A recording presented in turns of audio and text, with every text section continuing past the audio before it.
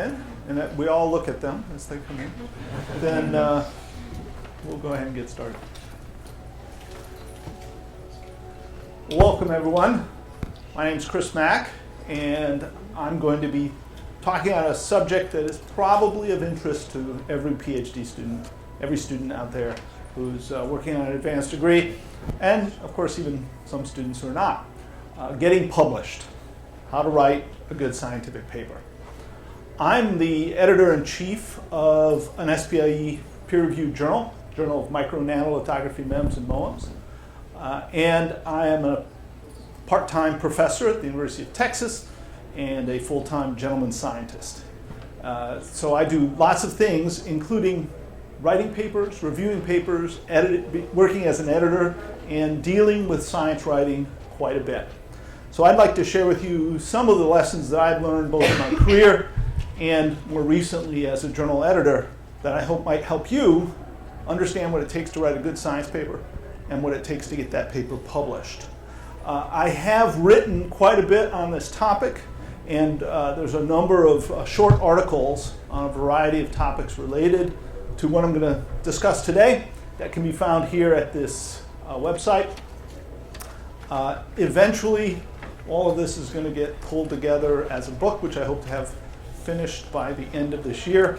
It'll be a book that SPIE publishes and will be made available for free, both online and ebook form. So if you're interested in more details, you can find some of the stuff on this website now, and other things, look for it in the near future. All right, I'm going to begin way back and talk about what science is, and then look at how publishing fits into the greater concept of science. I think of science as having three things, three legs of a stool holding up science. First, it's a communal collection of knowledge. This is both data and theories that explain that data. Then there's a method that we use to evaluate how good our theories are. This is the scientific method, comparing theory to experiment, and look for theories that are more and more accurate over time. Then we have an attitude, and the attitude is maybe the most important part of all three. It's an attitude of skeptical inquiry. There are no sacred cows. There are no truths that are not contingent upon our observations in the world. All knowledge is provisional, and we're willing to give up anything if the data points to that. Now, one of these three legs is this communal collection of knowledge. And science is a community activity. It's something we do together. The first pillar requires that we have mechanisms for sharing information and preserving that information over time. Science is something that builds over time from past knowledge, getting better and better and better. And there's lots of ways we do that. As students, you see it mostly today in the classroom, in textbooks and lectures, but also at a conference like this conference in San Diego this week, presentations at conferences and conference proceedings. And finally, scientific journals. The peer-reviewed science journal first came about 350 years ago and has evolved over time to be this kind of standard form of preserving and disseminating knowledge that we use today, the peer-reviewed science journal. All three of these mechanisms are important. I'm going to focus on that scientific journal piece. The purpose of peer-reviewed science journals is to serve the needs of science and the scientific community. So maybe the question you want to hear most, the answer to most is, what is an editor looking for? What does it take to get your submission accepted when you submit it to a journal? Well, a science editor of a science journal, and I use science and engineering in the same way. I'm not making any distinction between science and engineering. It's all the same when it comes to science publishing, peer-reviewed journals. There's four things, and you have to hit all four properly to get a paper published. We'll talk about all 4 of them in detail, but let me tell you what they are. First, scope. The content of your paper must match the scope of the journal you submit it to. A perfectly good paper that's on the wrong subject will be rejected. Right? So you're going to match the scope. The quality. Quality is basically 2 things: the quality of your research and then the quality of your description of that research as you write it up and submit it. We're going to spend most of today talking about the quality of the writing. Third is novelty. With the exception of review papers and tutorial papers, a few things like that, peer-reviewed science journals want to publish something new. If it's been done before, doesn't matter how good it is and how important it is, if it's done before, we won't publish it. You have to show us what's new about your work. And finally, significance. The results must be significant. You can do fabulous work on something brand new that nobody cares about. And I'm not going to publish the paper. Or at least my audience doesn't care about. I won't publish the paper. So there has to be some amount of significance. And hopefully you've picked a topic that has some level of importance to some group of people so that you'll have that piece based on the research that you've done. So all 4 of these have to be in place. Let's look at each individually in a little bit more detail. Scope. First thing you want to do is match the scope of your work with the scope of the journal. And every journal will publish its scope. It said, we publish papers on these topics. Do the research. Find out what journals cover the scope that your paper covers. Now, chances are there's going to be more than one journal. And so your question is, where should I publish? There's going to be 2 answers to that. One is, think about the papers you read. Right? So you're reading a lot of papers as background for your work. Where were those papers published? Chances are those would be a good place for you to publish as well. What you want to do is find the journal that has the best scope match to your work, because that gives you the best audience match. And really, a lot of the goals in picking the right journal is finding the audience, matching the audience to your work. The people that you want to read it will find it and read it. Many of us think about prestige or impact factor. Which journal is more important, quote unquote. I'm not a big fan of the impact factor. It's a very imperfect measure of how important a journal is to a particular field. It's hard to make comparisons in different fields because they have different citation habits, and therefore a journal with a higher impact factor isn't necessarily a more impactful journal for your work. However, it is what it is. Maybe your advisor will encourage you to submit it to the highest impact factor journal that you think might get accepted. I think your goal should be to get to the right audience. And then maybe if there's a tie, these journals are equally good at finding the right audience, pick the one with the higher impact factor. There's also a spectrum of speciality. Right? We have journals that are completely general, science and nature. Right? They cover everything. Right? They're high impact factor. We'd love to publish there, maybe. Right? But then you have physics journals. Then you have optics journals. Then you have a specific branch of optics journals. A greater level of specialization.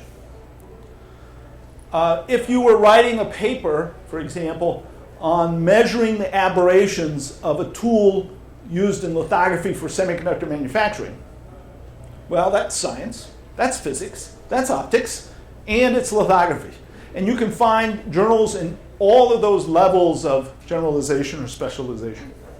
Which should you publish in? Well, again, it depends on the audience you're trying to reach.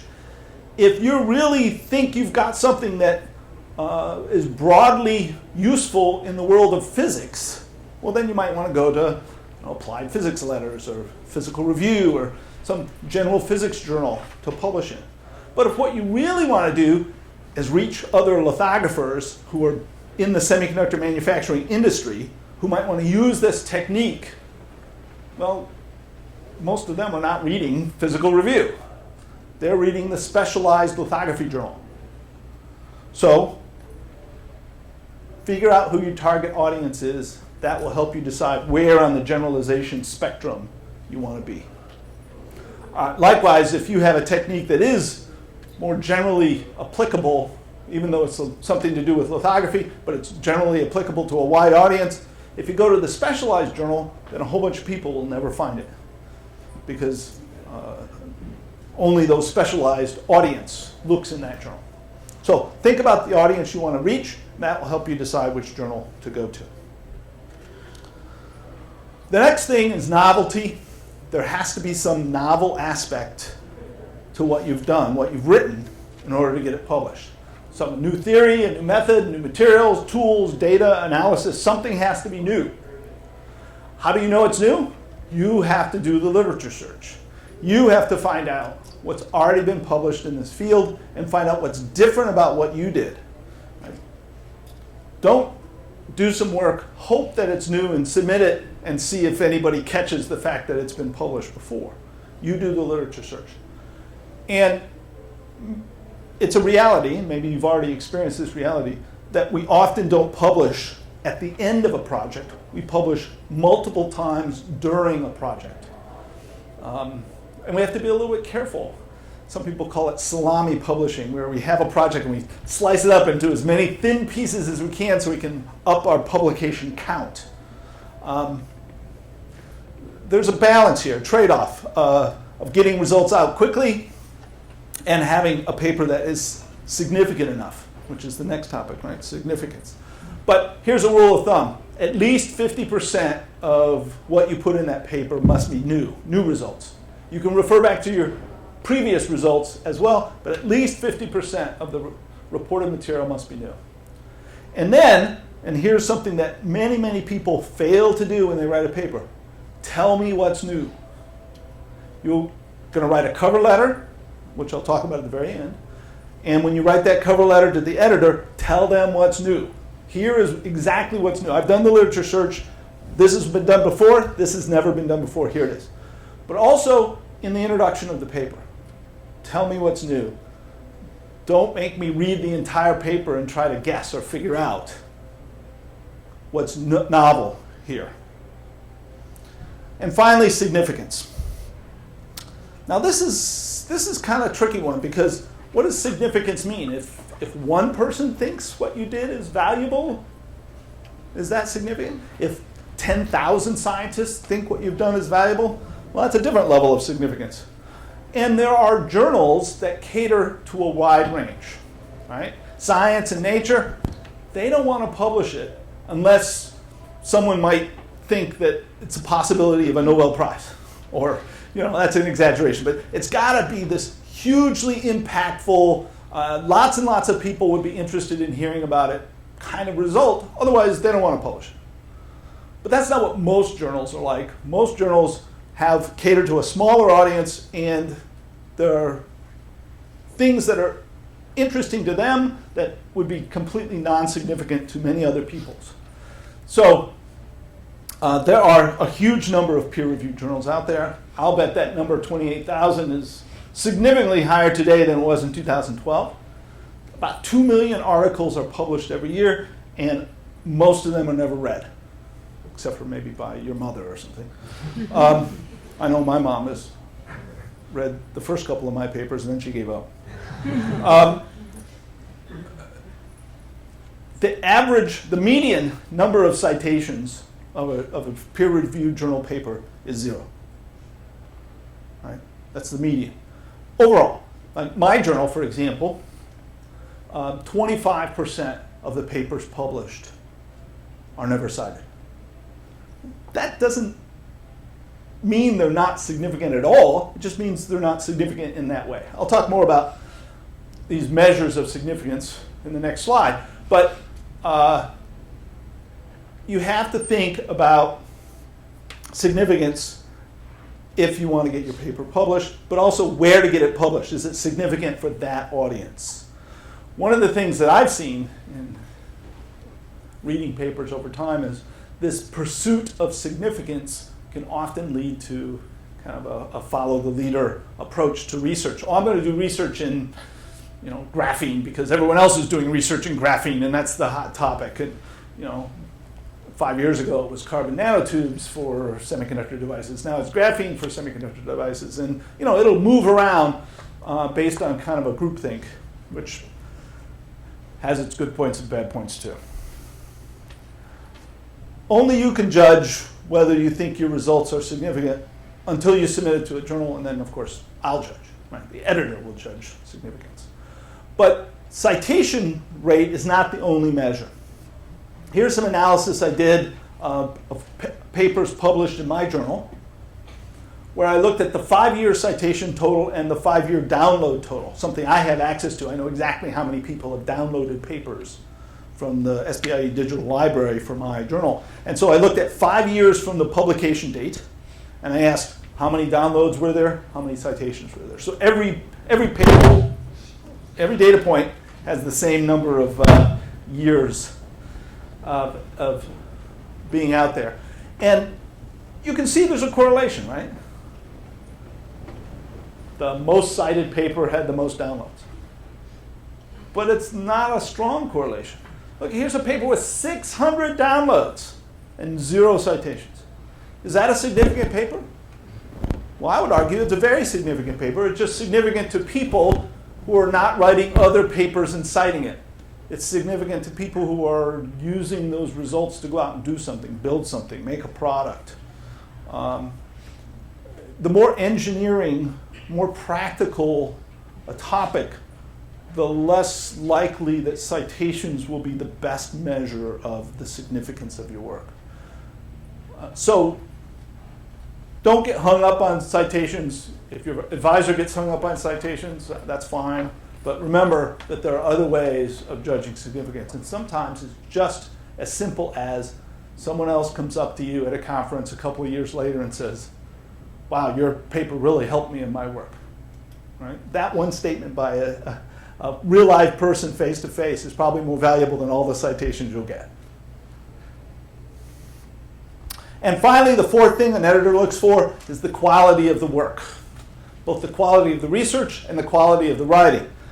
All right? I'm not going to talk much about the quality of the research. Hopefully your advisor is mentoring you, and your ability to look at other work that's been done, judge for yourself, and try to emulate the quality that you see will help you with this. We always try to apply the best known methods on planning and executing our experiments, best known methods for making measurements and analyzing our data. But there is a limitation: time and money. Right? We're limited by how much time we have available and how much money we have available. We can't buy the state-of-the-art equipment every time we'd like. We can't measure 100 times. We can only measure 20 times or something like that. So within the constraints available, we try to do the best that we can. And then we try to publish our results. The kind of things we're looking for in our publication is to be clear, accurate, reproducible or verifiable, and unbiased in what we publish. We'll talk about a lot of that as we go. And the main topic of today's lecture is the quality of the writing. And this is the way I like to look at it. You just spent a whole bunch of time and effort doing an experiment, collecting data, analyzing that data, comparing it to theory, thinking about it, coming up with a new idea. The last thing you want is for a journal editor to reject it because you did a bad job of writing it up. Right? Don't think of writing it up as just kind of an add-on thing that you do, and because your work was so good, everyone's going to realize how good it is without having to spend time making the quality of the writing high. Right? Fortunately, now, I look in the room here today, and I know from experience of people that submit papers to my journal, not everyone here, how many people here, English is a second language? Right? I couldn't imagine writing a scientific paper in a language that's not my first language. I'm completely incapable of doing that. And so any of you who attempt it, I have utmost respect for the difficult job that you have. That said, I'm not going to cut you any slack. You have to do a good job of writing, even though it's a very difficult task.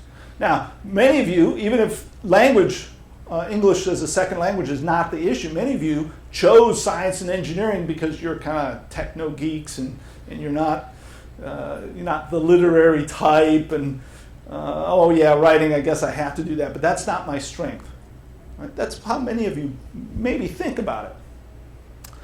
Well, I have some good news to tell you.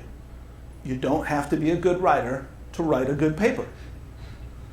It may sound strange, but it's true. You don't have to be a good writer. What you have to be is a careful writer, a thoughtful writer, and you have to pay attention to how it's done. Because in writing, in the science world, we have a formula. I'm going to help explain that formula to you. First, before we go on my website, this page, I have written a couple of page articles on all these topics to help you figure out how to do citations, how to structure and organize your paper, how to write the title and the abstract, etc. So go to the website, you can download all these articles, and eventually, hopefully by the end of the year, they'll turn into a book that you could also download for free. What I'd like to do is just touch on one slide or so on most of these topics, just to give you a feel, and then the details you can find here. But let me begin with the big picture. The big picture is, it's not about you. It's not about you, it's about the reader. Make everything you write reader-focused. Right? I love this quote by Charles Caleb Colton. That writer does the most who gives his reader the most knowledge and takes from him the least time. That's your goal. That should be your goal. How can I give the reader the most and take from him or her the least? And in my mind, the best way to do that is to be a teacher. You just learned a tremendous amount by doing your work, writing your code or performing the experiments or designing a system or whatever it is that you've done. You've learned a tremendous amount. Now go teach somebody else what you learned. Think of it like that. If you have any other motivation involved, if I'm trying to get a promotion, I'm trying to get tenure, I'm trying to impress people how smart I am, any of these other goals, if they come to the forefront, your paper will show it, and it won't be a good paper.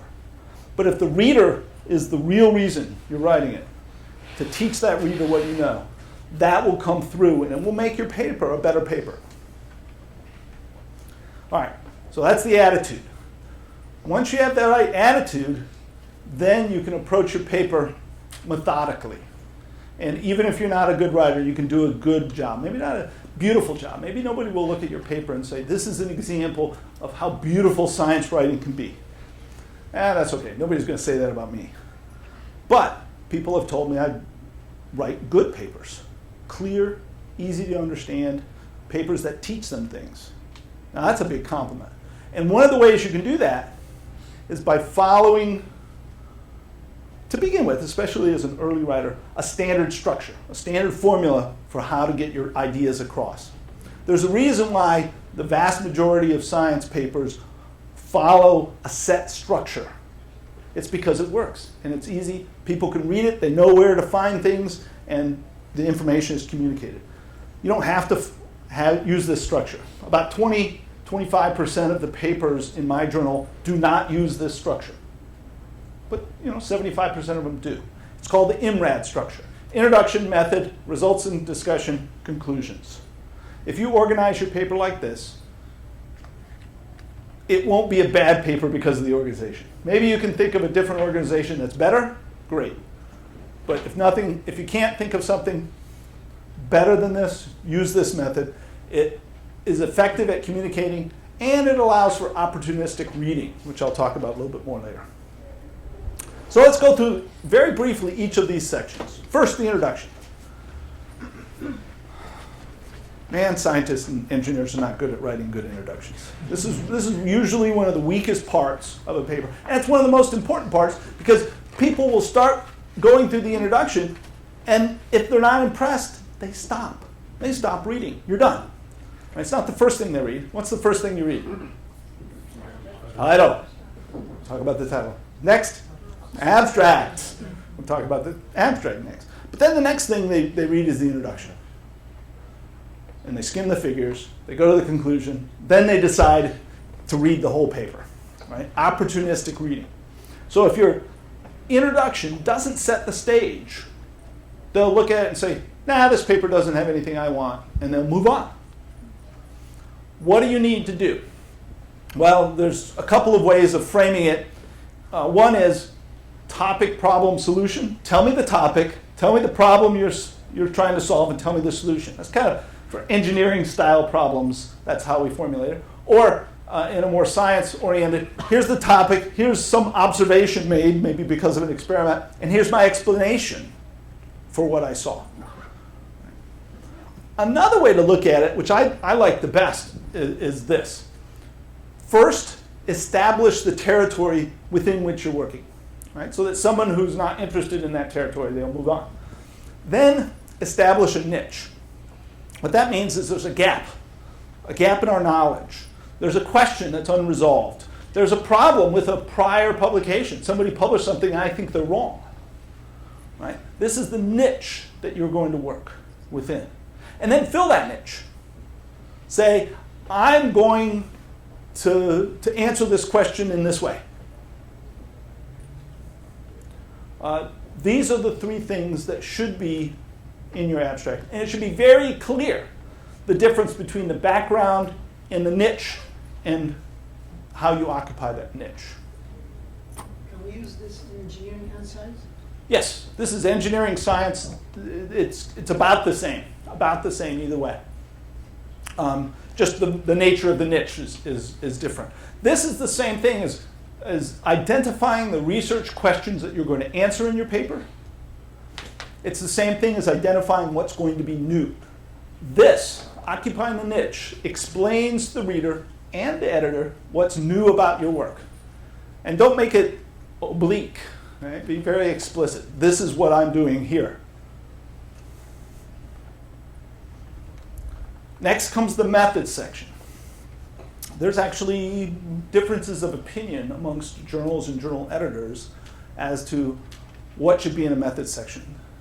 There has been a trend in the last few years to take method sections and put them into an appendix or into a supplemental materials kind of a thing. I strongly disagree with that approach. It's not how my journal is done. You need to look at the journal you're submitting to find out how they want to deal with method sections. I think we've been, in the last 20 years, de-emphasizing the methods section in some journals, not mine, in some journals, and I don't like that. Here's my philosophy of the methods section. The methods section is supposed to describe how the results were generated. Right? It doesn't talk about why, it doesn't talk about what the results are. Right? You want to separate the how from the why from the what.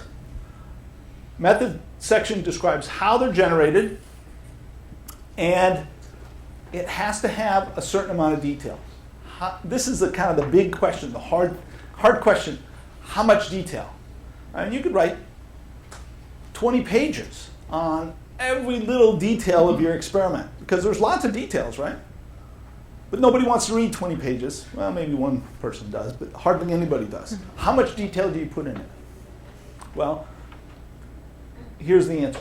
Enough detail so that someone who's working in your field, not in the seat next to you on the lab bench, but someone who's working in your field could reproduce the results sufficiently well to allow your conclusions to be validated. And that's the key.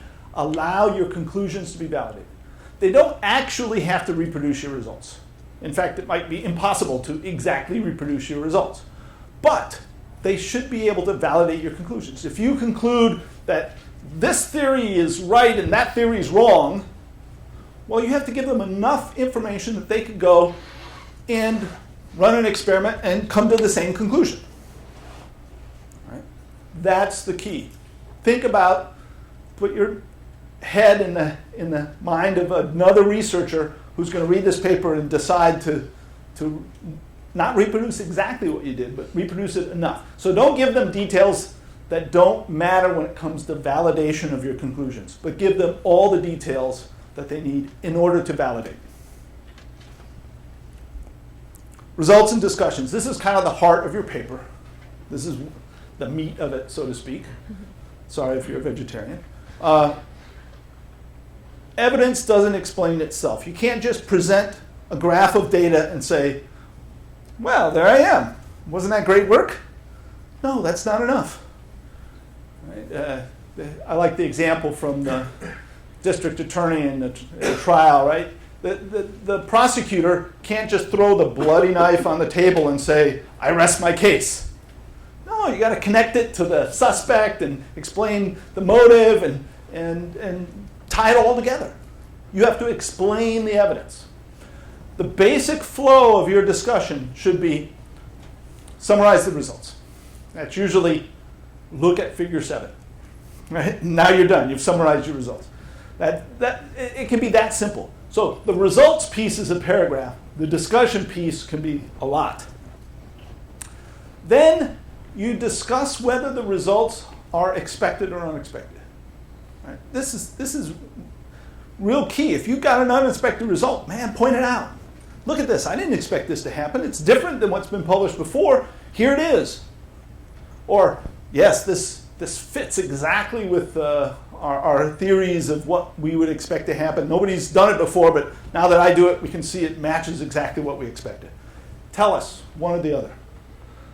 Compare results to your previous work or previous work done by others and point out any differences that might exist. Finally, you interpret, penultimately, you interpret these results, explain how they fit or don't fit the proposed theory. And then what really bumps your paper up from a good to a great paper is you say, this is how generalizable these results are. Right? If I got a bunch of results that only will work if you use the exact piece of equipment and the exact measurement tool and the exact conditions in my lab, and you did everything exactly the same, you get this result. Well, that's only slightly valuable because who has all those exact pieces of equipment and can run things exactly the same as you? But if you can generalize and say, well, now I've discovered this idea that could be applied in lots of different places. It's not just my lab with these equipment, but in fact is a more generalizable result. That's valuable. This is where the significance of your work comes into play. So spend time to think, how general are these results, or how specific? Don't overstate. Don't claim that you can do something you can't, but claim everything that you can validate, you can justify. And finally comes the conclusion. The conclusion is important for opportunistic reading. Somebody wants to jump to the conclusion, read what you have to say. It has to be brief.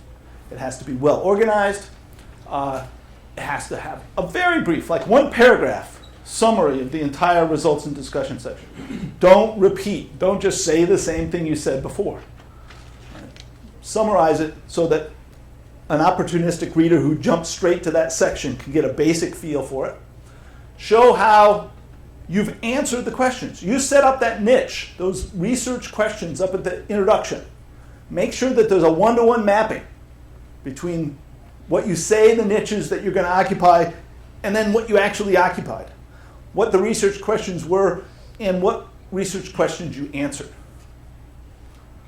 Then talk about the implications and their significance. And if you want, you could present a roadmap for future work. That's optional, but many people do.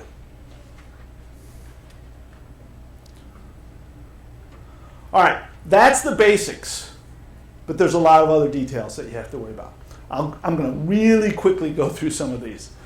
There's more details, again, in those papers I've written, but I'll just touch on a few topics. Authorship. How do you decide who belongs as an author? For most graduate students, it's whoever your advisor says is going to be an author. And okay, it's a power relationship there. There's not much you can do about it. But there still is kind of some rules of the right people to be authors on a paper. And eventually you're going to be the one who decides. You're going to be the lead author. You're going to decide who gets on this paper. So you need to understand what it takes to be an author. Almost all papers today have multiple authors. The number of authors on a paper has been steadily growing over time in the scientific community. Anyone know the world record for number of authors? I published a paper with 52. That's not even close. It's, 4,000. 4,000 or 5,000. It's like, we discovered the Higgs boson. Here's every person that ever worked at CERN. And the author list, right? They put the author, the author list is never even printed because it's too long. They just say, go to this website to see all the authors. Right? It's crazy sometimes. But for most of us, it's more like 3 or 5 or 7. Right? How do you decide who belongs in there?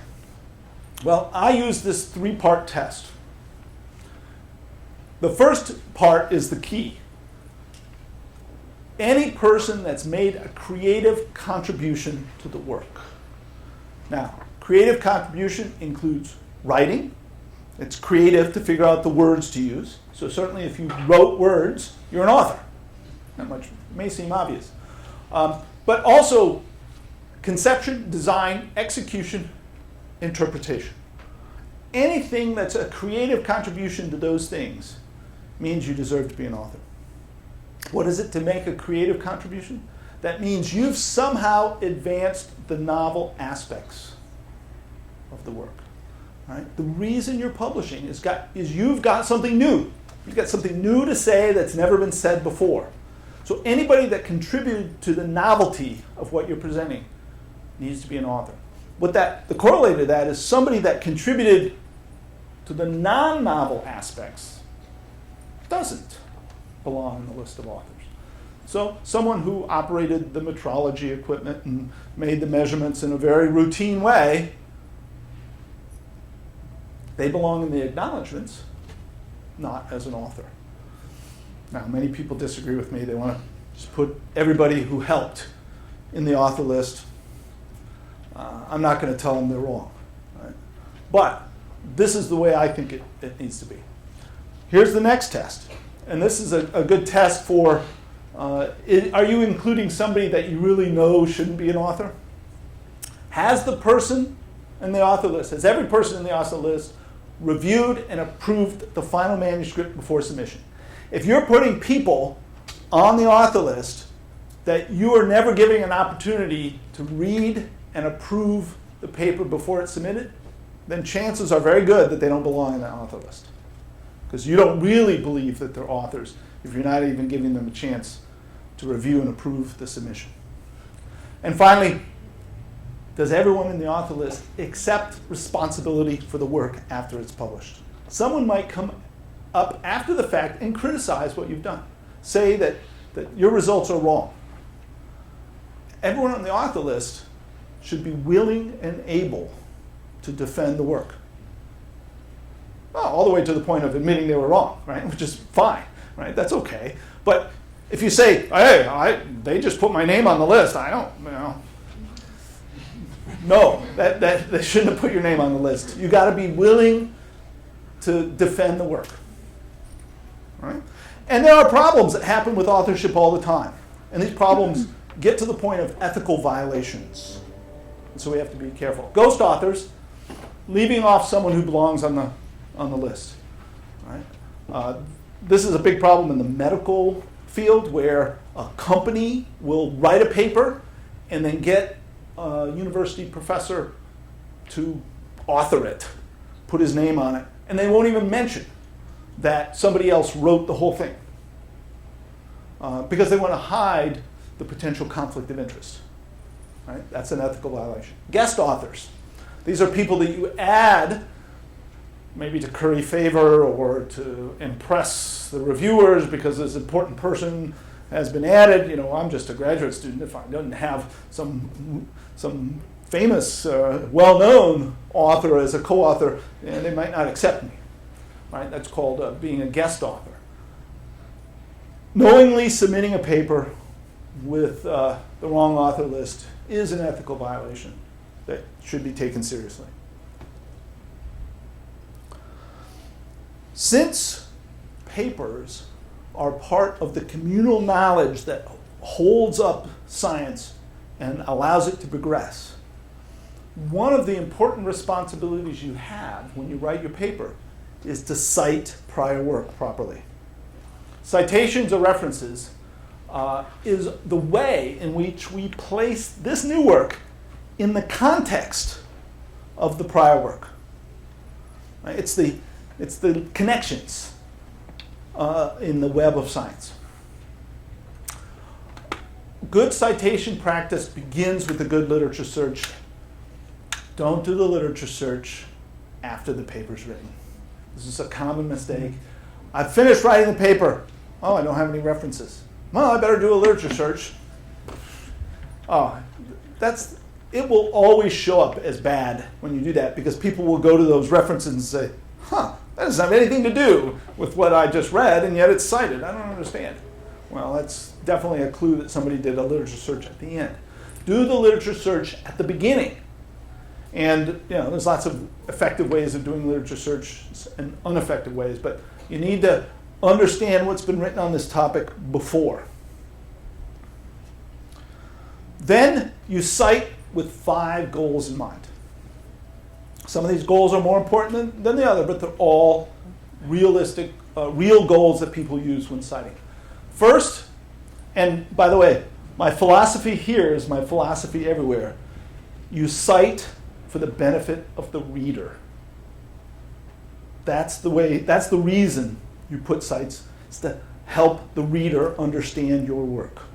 So, first, provide sufficient context and give enough background. You don't have to write every word of background in your field in your own paper. You can cite other people's work as a way of establishing the background so that other people can understand the context and other people could analyze your results in that context. You have to give the reader all the sources of background and related material so that they can understand what you've done.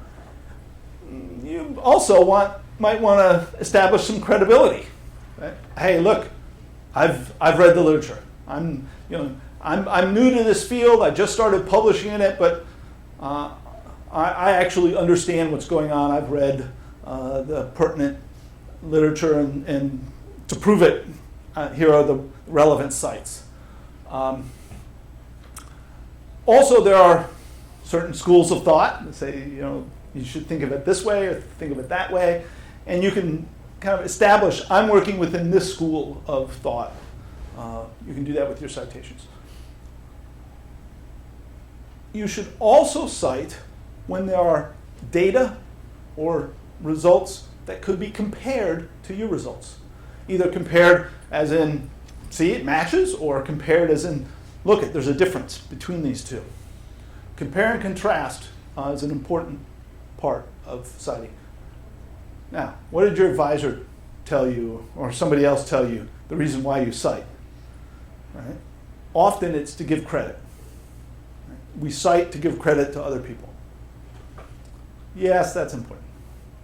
But that's not really a reader-focused reason for doing citations. Right? These are all about the reader, making your work the most useful for the reader. This is important. This is more to keep us honest. We don't want to claim that this is new if in fact we borrowed it from somebody else. We don't want to take credit for somebody else's ideas.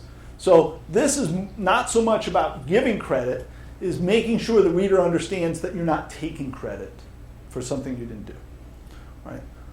So anything that's not novel, citations help the reader understand where all that stuff in your paper came from. The kinds of problems we have with citations, spurious citations are, things that aren't really needed.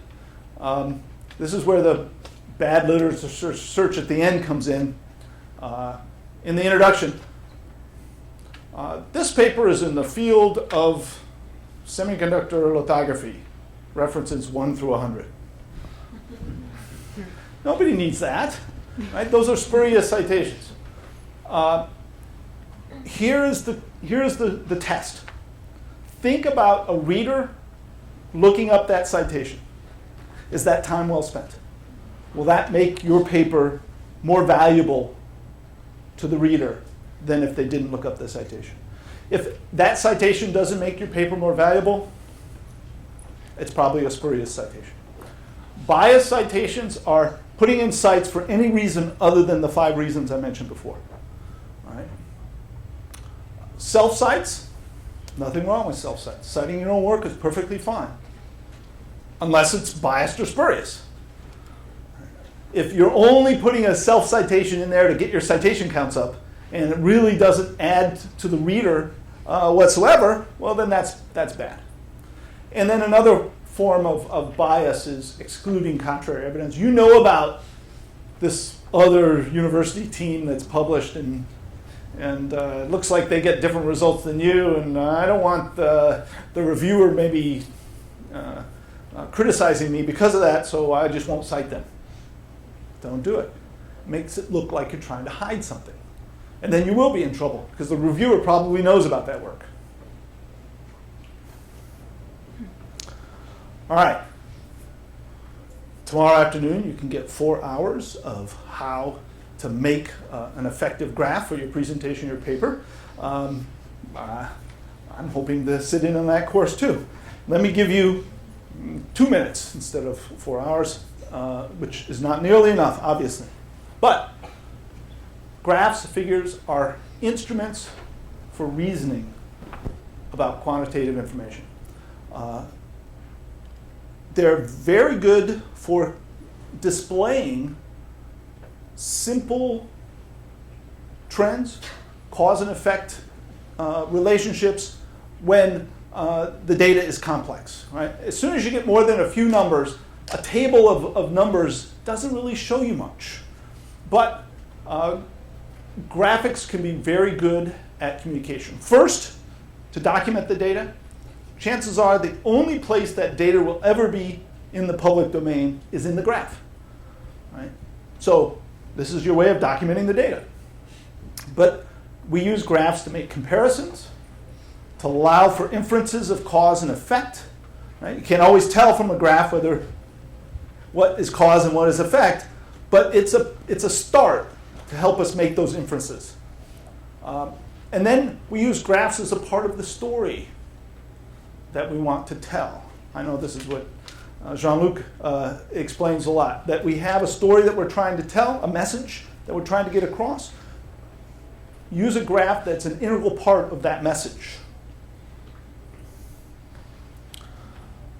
Form matters. That, over here, that's the Excel default. It sucks. If you submit a graph to a journal using the Excel defaults, the only thing you say is, I'm an amateur. Don't do it. This is not how a graph looks in a scientific journal. This is how it looks. All right? There's a whole prescription of how to make it look more professional. And there's reasons why, too. It's not just this graph. I can look at it and extract information much more quickly and easily than this one.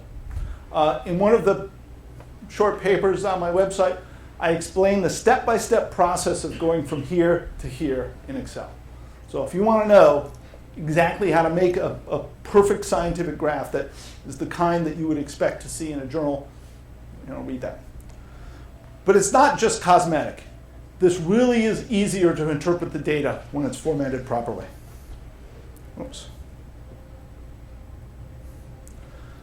Then there's the question of integrity, or even the question of ethics. Don't lie with graphs. Don't use graphs to hide things that you don't want the reader to see. Don't use graphs to pretend there's something there when there's not. You want the graphic to reveal the truth. You want an accurate representation that is carefully documented and avoids some spurious reading.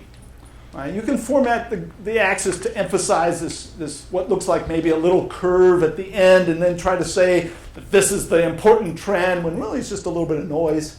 And if you plotted it properly, you'd see really it's linear with maybe a little noise, and you wouldn't get a spurious reading if you graphed it appropriately.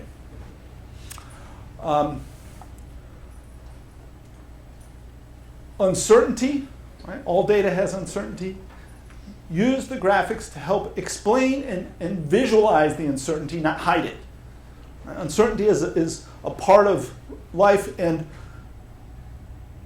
the reader needs to interpret your conclusions with uncertainty in mind. Because approximately half of everything that's published is wrong. Right? That's about right. Except for my papers, of course. A little bit better. Right? Maybe 40% of what I've published is wrong. Right? But in general, when you're reading, you have to understand that about half of what you're reading is wrong. That's not bad. That's science. It's the way it works. And over time, we settle on the right answers and the wrong ones kind of fall away. It's a slow, iterative process. So showing the uncertainty in your data is an important part of showing the data. Oops. All right. The last three things you write in this order are the abstract, the title, and the cover letter. So don't start the abstract until the paper's finished. What are you trying to do? You have to make sure that what's in the abstract is consistent. You know, it's terrible if there's something written in the abstract that's different than what's in the conclusions. And you think, oh, what happened here? Well, they probably changed their conclusion and then didn't change the abstract because they didn't write the abstract last. All the information in the abstract must be in the body of the paper. Don't say something where the only place you see it is in the abstract. And then also, if there's something important in the paper, don't leave it out of the abstract. Make sure it's there. How do you ensure that all these things happen? Well, I like the structured abstract. So here's what I do every single time I write a paper. I cut this text and I paste it underneath the title. And then I don't touch it until I'm finished with the paper. When I'm done with the paper, I come back and I start, say, background. All right? Let me answer these questions. 1 to 2 sentences. Aim.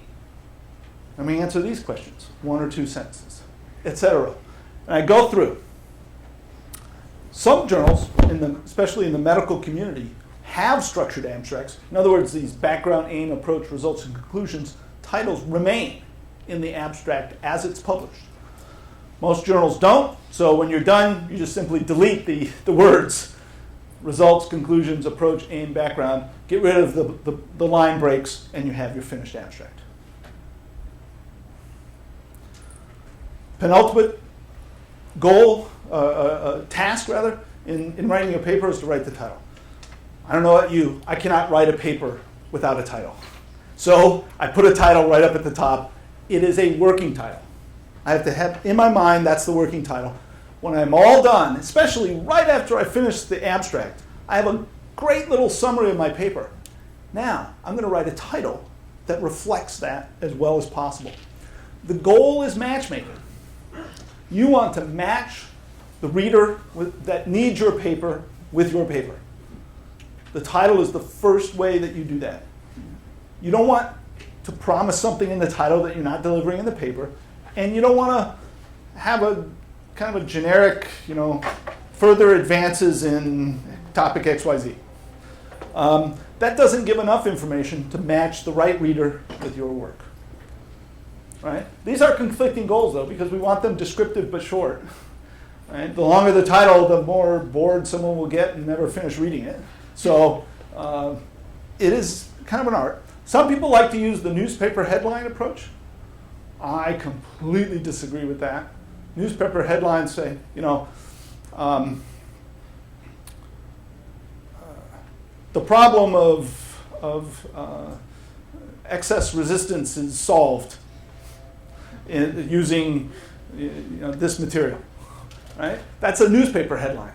I don't think it's appropriate as a title for a journal paper. Not everyone agrees with me, but that's my approach. Last thing you write is the cover letter. I use a structured cover letter, just like I use a structured abstract. And I copy and paste this stuff. the manuscript, I say manuscript information, colon, and then I put the manuscript information. And problem being addressed, colon, and then I put that in there. An editor who sees a cover letter that's formatted just like this will zip through it just like that and say, oh yeah, this is perfect. We want a paper like this in our journal, or not, right? This is very, very helpful to the editor.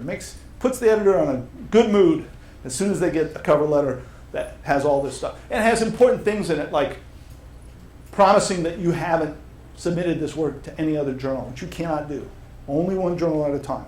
Only if it's rejected could you submit it somewhere else.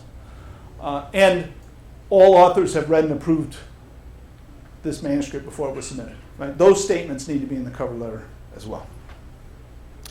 All right, let me conclude. Science writing is an important part of science. And for some of us, writing is not a natural ability, but it's a skill that we can develop. And fortunately, as I've said, you don't have to be a good writer to write a good paper, but you do have to be methodical and careful. Your goal should be to make your writing, your research transparent, so that everyone can see what you did. Isn't that what you're all about? Isn't that why you're writing a paper? So that other people can see what you did? Right? To see means to understand and to evaluate. Right? They're not going to take your word for it. You don't want people to take your word for it. You want to convince them that you're right because of the quality of the work that you did. So you should focus on the reader and use the paper to teach them what you learned. Publishing is a part of the scientific enterprise. Once you publish a paper, you have joined the scientific community in a very real way, furthering the goals of science. I take that responsibility very seriously every time I write a paper, and I hope you do too. Thank you.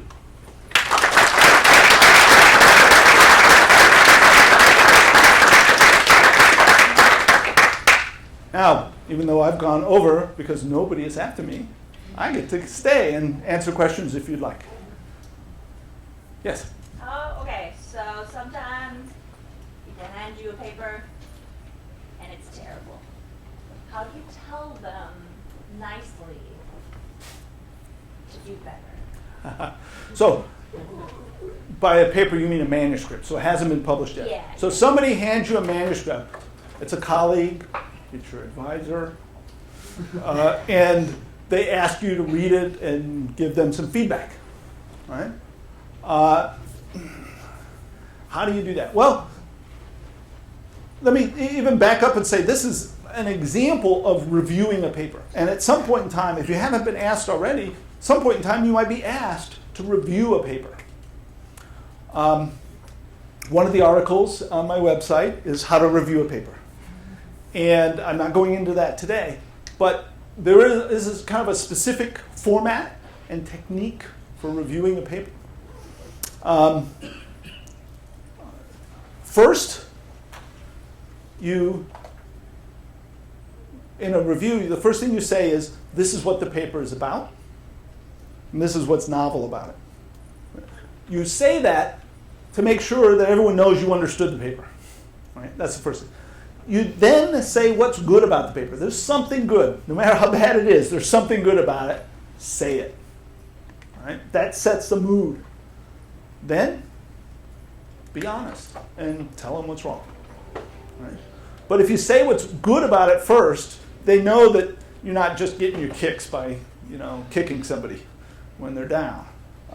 That's not what you're all about. You're just trying to give some feedback. One thing you might do is say, hey, the abstract doesn't contain the needed information. Maybe you should go read this little thing on Chris Mack's website that says how to write a structured abstract, because I think if you did it that way, it would improve your abstract. Right? So maybe point to some advice on how to do things better as a way of helping them. Right? So another thing you want is you want your advice to be actionable. This is business speak, right?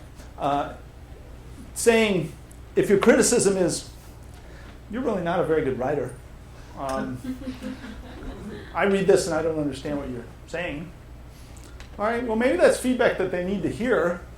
Maybe, maybe not. But it's not actionable. They can't do anything about that other than maybe give up, go find a different profession. Is that really what you want? Probably not. So try to give actionable advice, criticisms that say, well, here's what's wrong, and if you did this, it would be better. Yes? I actually have multiple questions, but one of them is for you as you are editor.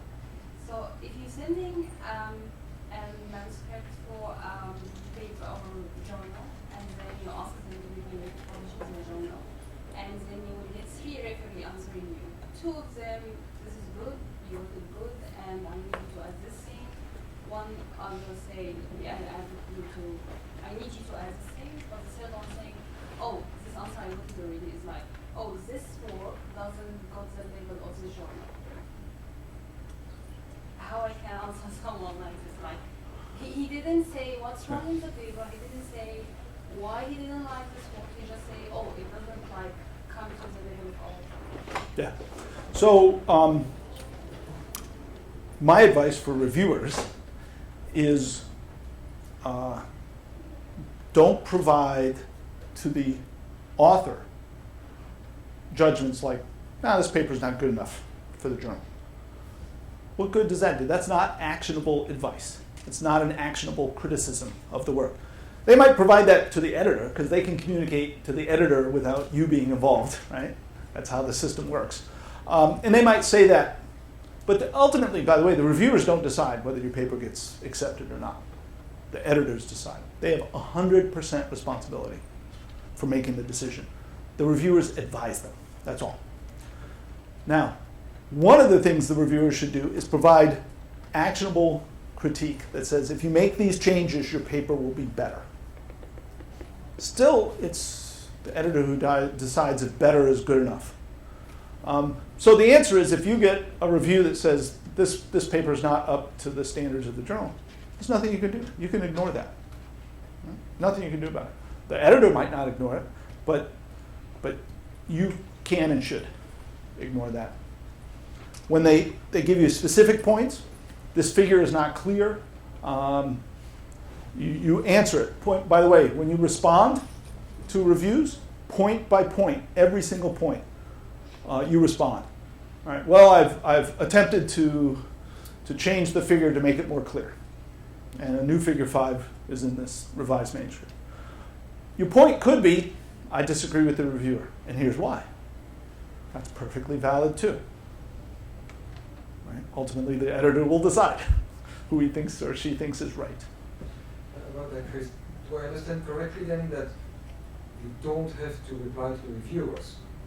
You only talk to the editor? Oh, well, that's not exactly right.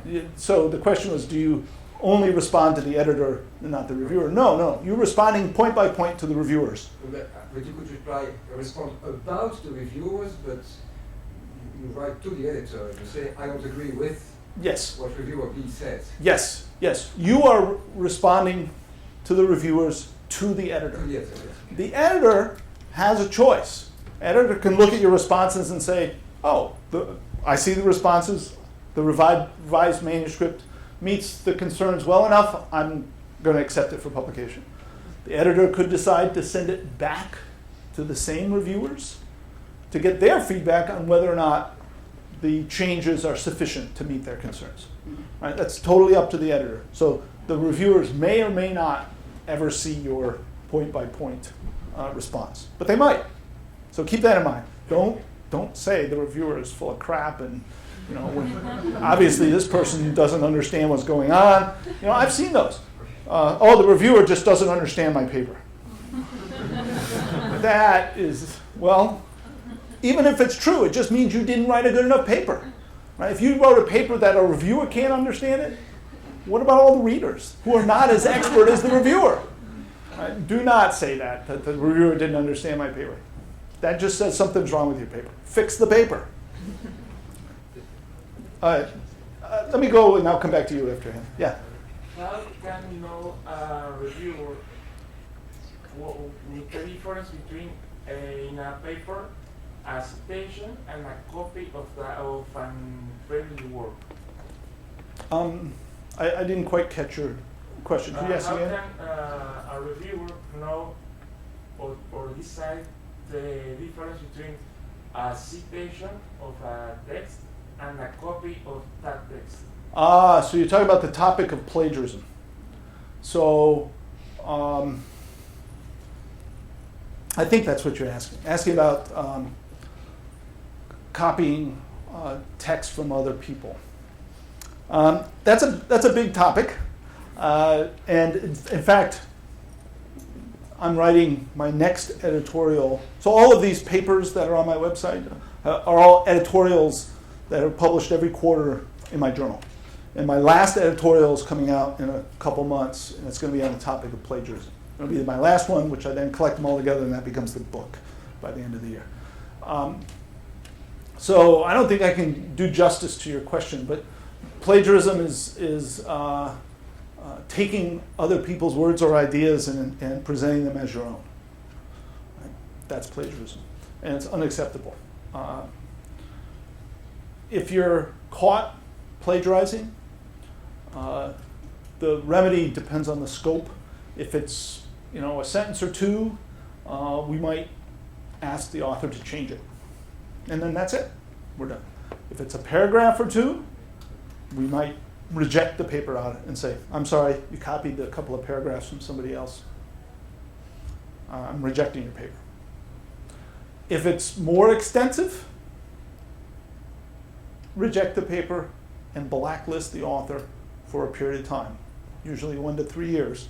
You are not allowed to submit a paper either to my journal or possibly, we've even gone enough to say, to any SPIE peer-reviewed journal, you're not allowed to submit a paper for the next 3 years.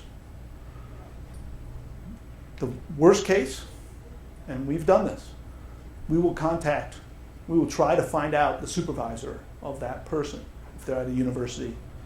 Usually if they're at a company, we don't. But if they're at a university, we'll try to find their supervisor, department chair, and tell them what they did.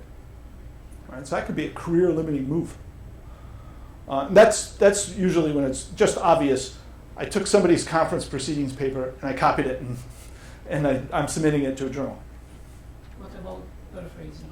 All right, so you get into the details, and it gets to be kind of a complicated topic. If you are paraphrasing somebody else's work, number one, you cite them. Right? Citation, we have an ethics of citation that says if it's somebody else's ideas or words, we're going to cite them. If you're using their words, we can put them in quotes. If we're using their idea, but paraphrasing the words, we can do that effectively, but then we have to cite. Because it's not my idea, it's somebody else's idea. So I'm going to cite them. And if you paraphrase and cite, you're perfectly fine. If you do it properly. Now paraphrase is not changed, from plural to singular in a word, and then other than that, it's the exact same sentence. No, I mean, you really do have to paraphrase, and you can tell the difference between writing the same idea in your own words and taking a sentence and changing a couple of words and saying, using the thesaurus to switch one word with a different word. It's pretty easy to tell the difference. For example, if you are making the citation of each word, for example, imagine that I'm going to do something that a little conversation with another guys about your work, and I say, hey, Chris Mack said that the big picture is the structure and organization of this, and I say I put your citation. And 2 or 3 slides after, I say another thing that you say, but I put the citation. Is that a copy or it's citation? If you are doing, if after that more or less. If you cite prior work, then you have a lot more leeway in what you say, right? Because you're not trying to represent the ideas as your own. If you put a citation, then you're letting people know that these aren't your ideas, they're somebody else's ideas. And then you have a lot of leeway as to what you write. You still don't want to copy the exact words, but you have a lot more leeway. If you don't cite, then you're passing off this, what you're writing, as your original, both words and ideas. All right? So that's where you have to be very careful. And if you're paraphrasing, and it's clear that you're paraphrasing somebody else, and you don't cite, it's still plagiarism, because you're stealing somebody else's ideas. All right, let's go back to you. One more question, then we'll see if anyone else has one. Some people, while they are writing the papers, they don't write everything in the business. You just say that now in the method you have to write not everything, but whatever, like make the method which the people they can generate the same or get the same result. But some people doesn't write any of what they did actually in the experiment. Right. And when you ask them why, they say because we need to repeat why someone will take the same experiment and build it again and generate results and have all the credit for them. So I just want to ask, is it allowed to do this? So the question is, if some people write a methods section and they leave out important details, and they do it on purpose to prevent other people from engaging in the same kind of work, so that you kind of reserve a little niche of science to yourself, so you'll have no competition. That is wrong. It is against the ethics of science as a community. Right? It is wrong. If I saw that happening and I could judge that the methods section was incomplete, I would reject the paper. Now, are those kind of papers always rejected? No. And there's plenty that are published where if you tried to look at them, you say, oh, I can't reproduce any of this stuff. There's not enough information to be able to do it.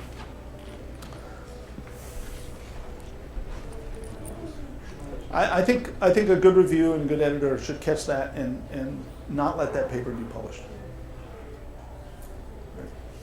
Now, on the other hand, should I report the make and model number of the ellipsometer I used to measure the thickness of the thin film?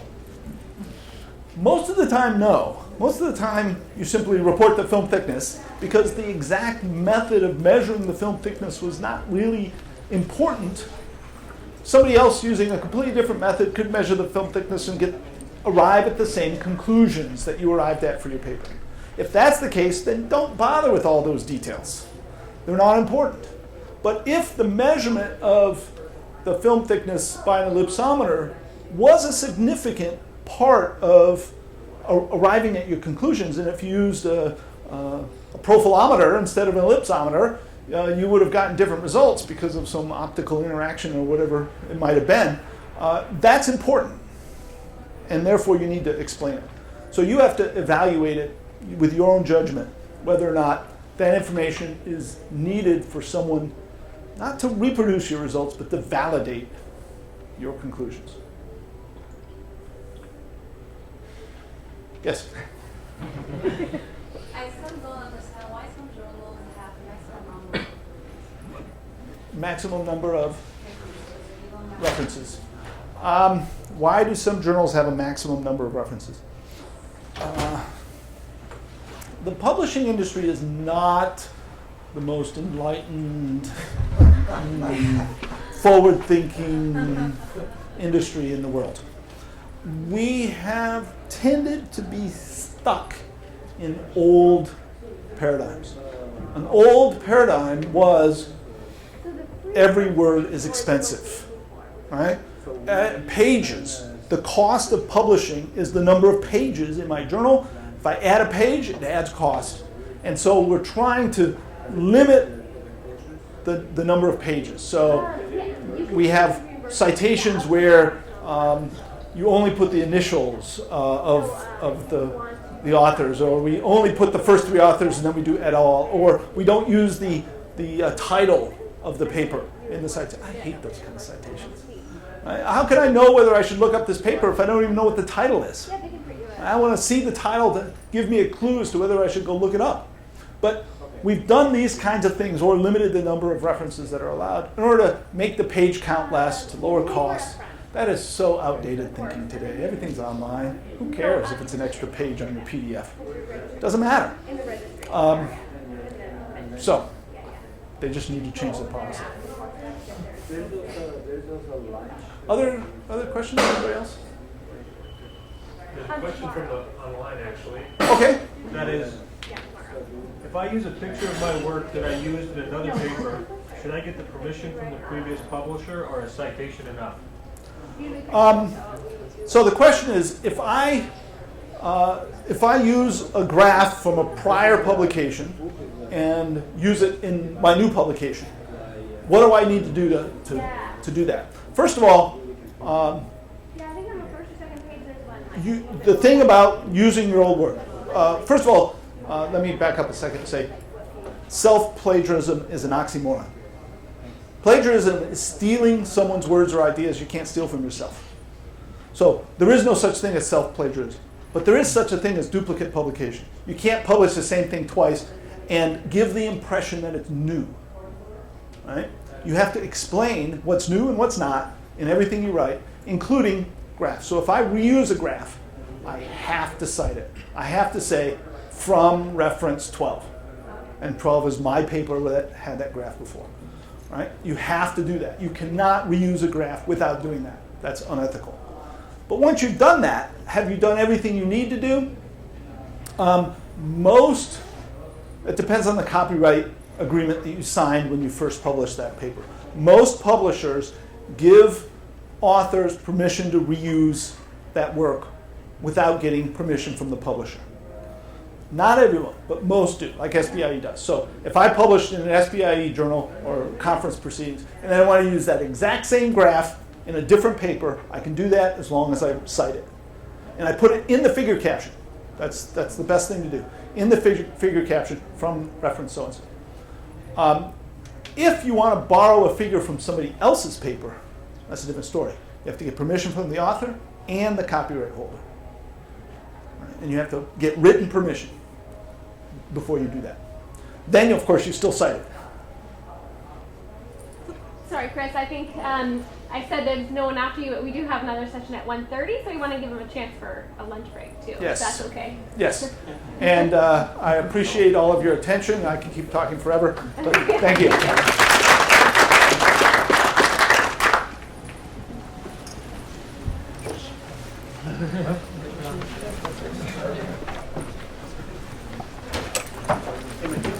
Thank you.